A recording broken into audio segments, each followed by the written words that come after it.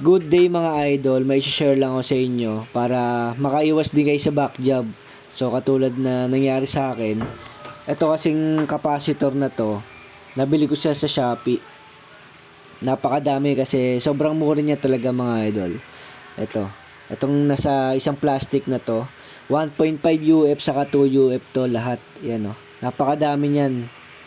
So ang nangyari kasi lahat ng mga nalagyan ko ng ganyan halos nasa 10 pirasong electric pan nalagyan ko ng ganyan. Halos bumalik saka yung iba talaga ang same sila ng ng problema, humina.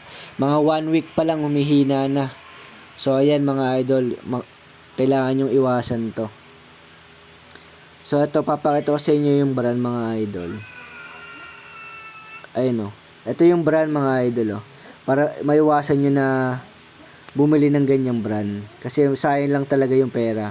So ako talaga napakadami yung binili ko nito. Nasa 50 piraso rin ata yan. Ayan. Tapos yung MX brand mga idol, iiwasan nyo rin yun.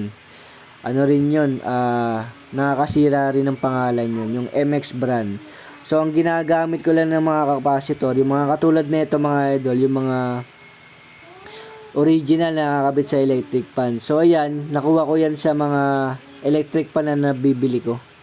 Tinatago ko talaga yan kasi kapag 1.4 sa 1.5, yan na yung kinakabit ko, hindi yung mga bago. Kasi mas matitibay yung ganitong capacitor. Pero kapag wala akong mga ang ginagamit ko ay AX brand.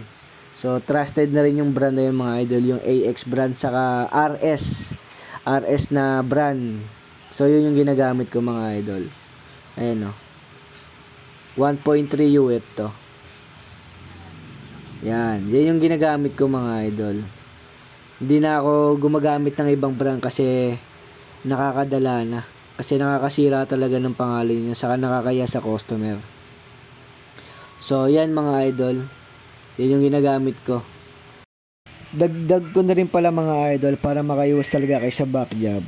Kasi napapansin ko to kapag may nagpapa-repair sa akin ng electric pan dito dinadala sa akin, bago yung motor pero hindi pinitan yung bushing. Tapos walang nakalagay na POM. 'Di ba? So, bali wala yung pagpapalit nyo ng bagong motor, pero yung bushing shafting, tapos hindi mo pa nilagyan ng POM, 'di ba? So, ano mangyayari? Ganun lang ulit, babalik lang ulit sa pagkasira yung baka 1 week nga lang o isang buwan masira na yun So, tips ko sa mga bago nagre-repair, unahin nyo muna yung pagpapaganda ng pangalan mga idol bago yung kita.